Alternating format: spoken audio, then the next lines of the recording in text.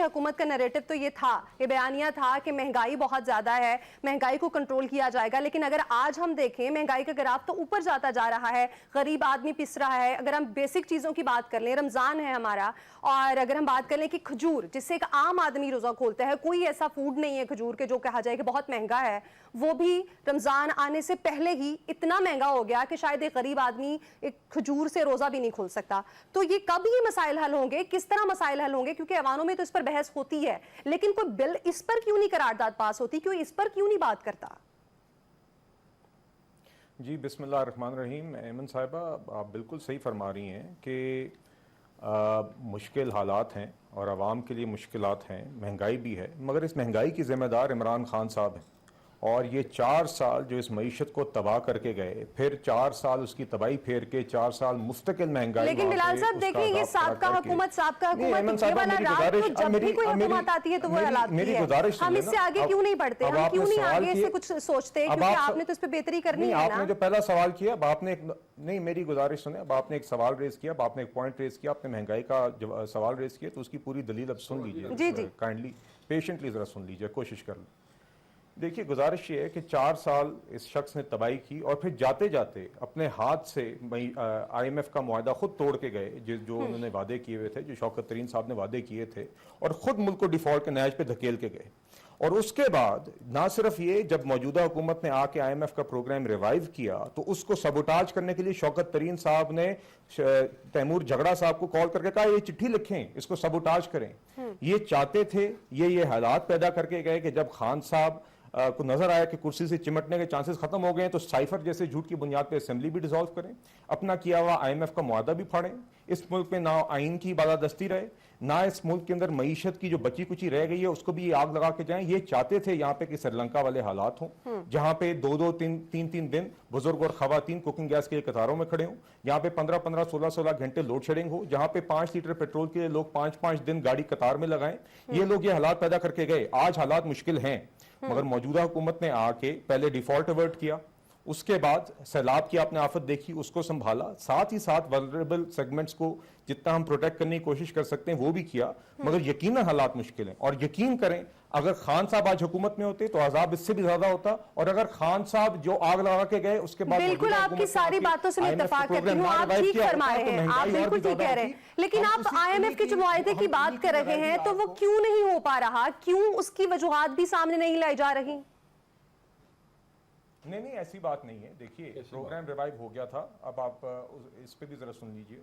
Programme पिछली summers में revive हुआ, अब 9th रिव्यू की डिस्कशंस जारी हैं। इस रिव्यू से कबल आपको याद होगा कि सैलाब की आफत आई, जिसकी वजह से जो नॉर्मल रिव्यू IMF का होना था, जो आपने मैक्रो इकोनॉमिक फिस्कल फ्रेमवर्क आपने अपना डिसाइड किया हुआ था उनके साथ लास्ट समर्स में जब आपका प्रोग्राम रिवाइव हुआ था, उसके बाद उसमें चेंजेस इस वजह से आए क्योंकि सैलाब ने हालात बदल दिए। हम उन्हीं टारगेट्स के ऊपर, उन्हीं चीज़ों के ऊपर, उन्हीं शराइत के ऊपर नहीं चल सकते थे। इसकी वजह से वो डिस्कशन आगे एक्सटेंड हुई।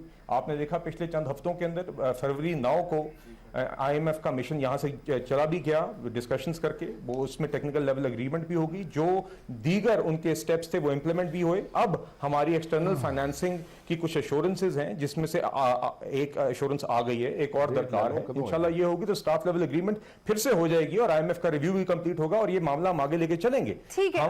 अच्छा, वैसे बिलाल साहब, इसकी कोई डेडलाइन है कि कब तक हो जाएगा?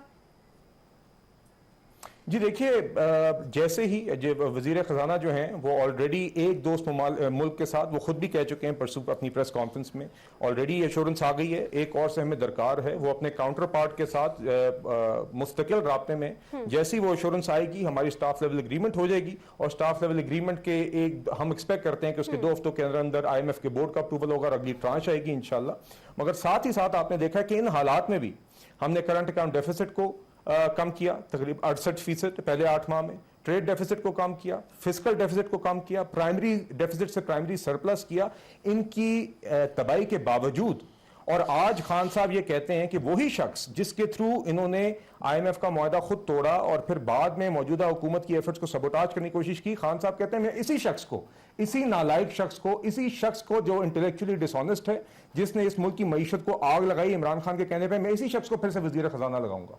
तो इसमें जो भी इस मईशत का मसला हो, खान साहब उसका हल नहीं है। आप जानती हैं कि नवाज शरीफ साहब की हुकूमत में 2018 में जब हम हुकूमत छोड़ के गए थे, IMF का प्रोग्राम भी मुकम्मल हुआ था, 6.1% ग्रोथ भी थी, इन्फ्लेशन 3% पे थी, फूड इन्फ्लेशन 2.3% पे थी, टैक्स रेवेन्यूज डबल थे। हम इंशाल्लाह मैक्रो इकोनॉमिक स्टेबिलिटी लाके IMF का प्रोग्राम कंप्लीट करके आवाम को इंशाल्लाह रिलीफ देने की तरफ जाएंगे और आप देखेंगे आगे इंशाल्लाह सस्टेनेबल ग्रोथ। ये देखें कि आनी साहब, ये बातें तो वो हैं जो कि रिपीट हो रही हैं, ये बातें इसी तरह चल रही हैं, क्योंकि आवाम का मसला ये नहीं है। आवाम का मसला ये है कि उसने जब सुबह उठकर सालन पकाना है अपने बच्चों के लिए, तो टमाटर और सब्जी और जो उसके अंदर नमक मिर्च और घी इस्तेमाल होना है वो कितना महंगा है, उसने जो रोटी खानी है वो आटा कितना महंगा है, आपको वो ये 2 बता वक्त रहा की हूं, रोटी और अपने बच्चों को खिला सकता है नहीं, क्योंकि एक मजदूर जिसकी मजदूरी इतनी कम है वो कैसे मैनेज करे आज की इस महंगाई के दौर में, क्योंकि हर चीज की कीमतें आसमान को लग रही हैं। अब कोई भी ऐसी चीज नहीं है, आप बेसिक चीजों की भी अगर बात करें तो वो भी अब कीमतें डबल से ज्यादा हो चुकी हैं। वकास साहब, आप कुछ ऐड करना चाह रहे हैं? उसमें मेरी गुजारिश है जी, उसमें मेरी ये गुजारिश है आपसे कि देखिए, आप इन्होंने पहले पाकिस्तान शुगर और वीट दोनों का नेट एक्सपोर्टर था, इन्होंने मुल्क को नेट इंपोर्टर बनाया। इनके ही वक्त में जो शख्स पहले 15,000 का राशन डालता था वो अब 30,000 में नहीं डाल सकता। आप बिल्कुल सही कह रही है, महंगाई है, आप बिल्कुल सही कह रही है, मगर ये जिन हालात पे छोड़ के गए थे, यकीन करें कीमतें इससे भी ज्यादा होनी थी अगर ये हमने IMF का प्रोग्राम ना रिवाइव किया होता, और कीमतों से ज्यादा बुनियादी अशिया की किल्लत होती जैसा श्रीलंका में थी।